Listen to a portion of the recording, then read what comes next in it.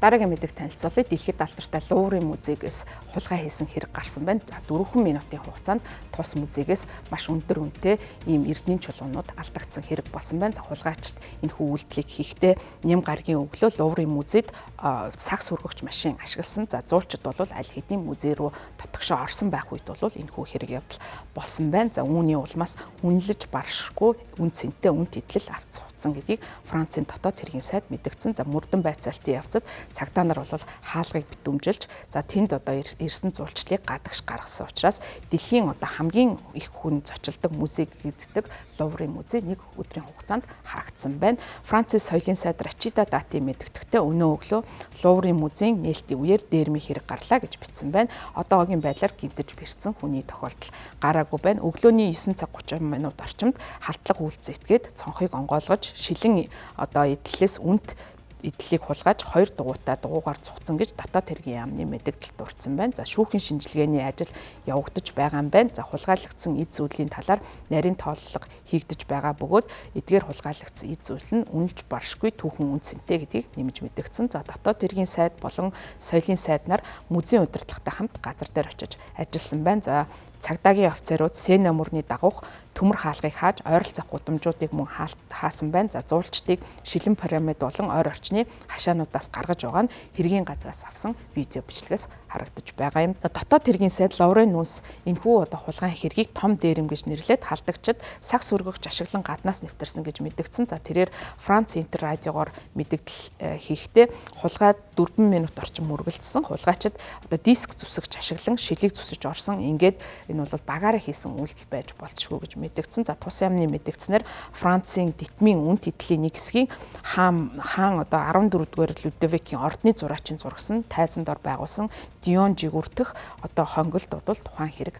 гарсан гэж мэдгдсэн. Францын өдөр тутмын Le Frenchien сонинд бол мэдгдэгтэй хулгайчид барилгын ажиглал явагдаж байгаа Сена мөрөнд рүү харсан фасад руу нэвтэрч калред хүрэхийн тулд ачааны цахилгаан шат ашигласан гэж мэдгдсэн. Цонхыг хагаасны дараа тэр Наполеон хаан болон Хатан хааны үнэт идлийн цуглуулгаас 9 ширхгийг авсан гэж мэдээлэл дурдсан.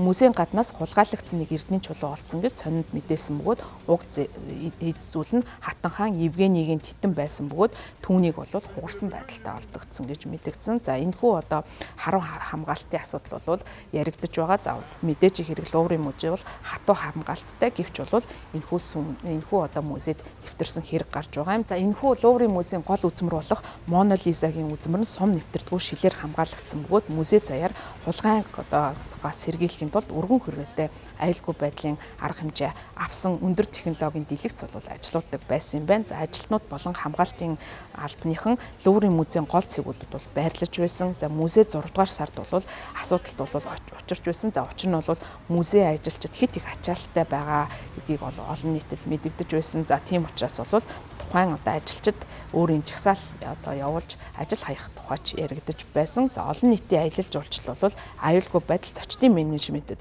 сөргөөр нөлөөлж байгаа гэдгийг тухайн үедээ үйлдвэрчний эдлийн холбоо мэдэгдэж байгаа.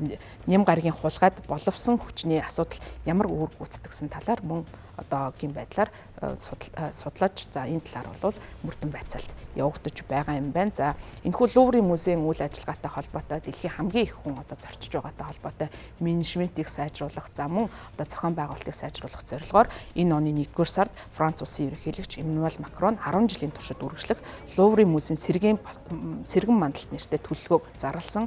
Энэхүү төлөвлөгөө нь 2031 он гэхэд дид бүтцийг нь шинжлэх, хөдөлгөөнийг нь бууруулах, Леонардо да Винчигийн шилдэг бүтээлийг өөрийн гэсэн тусгай галерейтай болгох зорилгоор ойролцоогоор 700 сая евро зарцуулна гэж мэдгдсэн. Гэвч бол энэ ажил одоогийн байдлаар удаашралтай байгаа юм. Хаалга нэгдснээс хойш хагас цаг хүрэхгүй хугацааны дараа хулгай хийсэн Европын бусад музейд бас ийм дайралт хийсэнтэй төстэй болж байгаа юм. Энэхүү Луврын музей нь олон нийтийн бас анхаарлыг татдаг нь маш өргөн хэмжээний баялаг ийм цуглуулгатай байдаг юм байна. Месопотам, Египт болон одоо сонгодог ертөнцөөс Европын томоохон одоо урлагийн мастеруудын бүтээлүүдийг багтаасан эртний идэл, уран баримл, уран зургийн нийтдээ 33,000 гаруй бүтээлийг багтаасан ийм музей байдгийн байна. За энэ одоо музей дотор байдаг уран бүтээлчид за олон нийтийн анхаарлыг татдаг бүтээлүүдийг дурдах юм бол Мона Лиза, Сугар да Милио, Самокартратийн далавчид, Ялалтын баримл зэрэг бүтээлүүд бол олон нийтийн анхаарлыг татдаг. За тийм учраас